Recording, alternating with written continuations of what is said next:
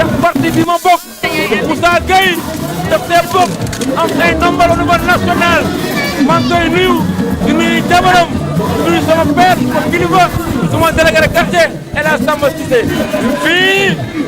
yaa ab tofal moom fii dëkk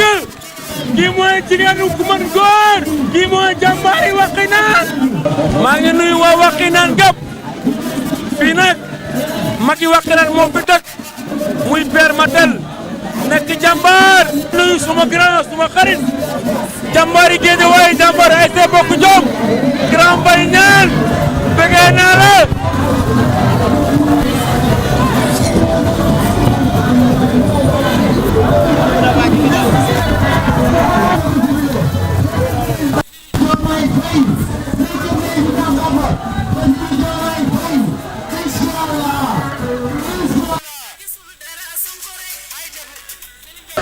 waa Guédiawaye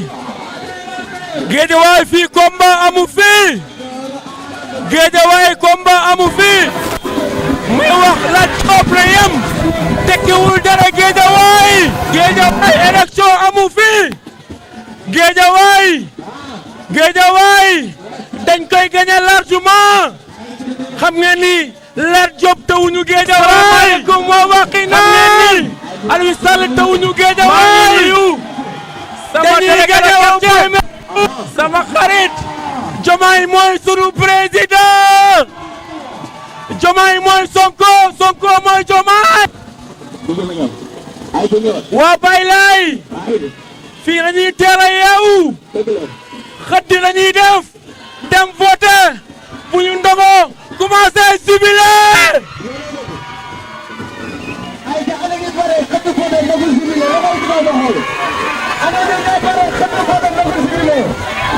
xëdd voté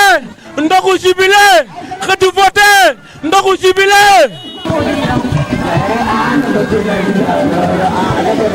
maa ngi leen di bëggee jërë ngeen jëf fii mooy Baylay Guédiawaye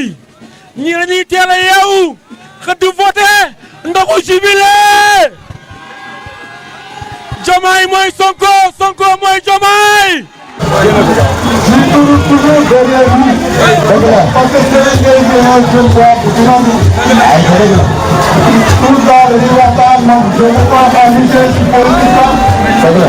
je vais m'en mon début. Je vais m'en jeunesse, notre Wakhinane. Je vais te dire que notre Wakhinane.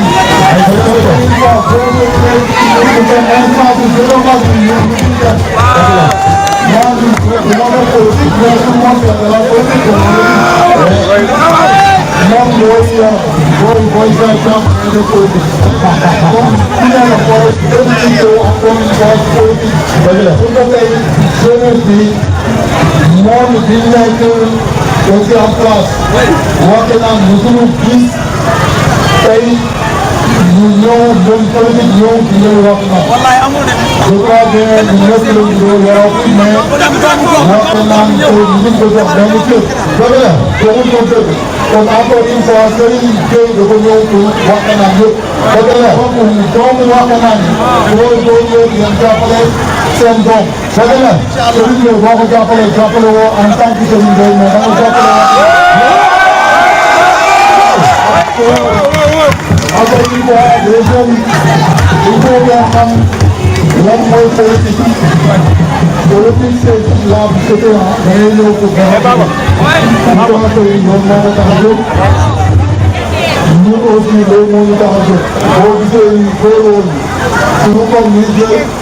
les choses en main c'est parce que xam nañ ne tey monde bi nekk jeunes yi ñoo ko war a defar ñoo war a def bénévolat ñoo war a puudar jigéen ñi ñoo xam ne bon en fait ma daanaka sama wax parce que ñu doon mooy président Sonko Diomaye mooy Diomaye comme on le dit. mais Sonko nit ku bare la si ak mu def. dëgg la parce que Sonko dafa bëgg ñu def benn projet le projet yi da ko teg pour que même président bu ñëwee bu ko doxalee Sonko day nekk ginnaaw. dëgg la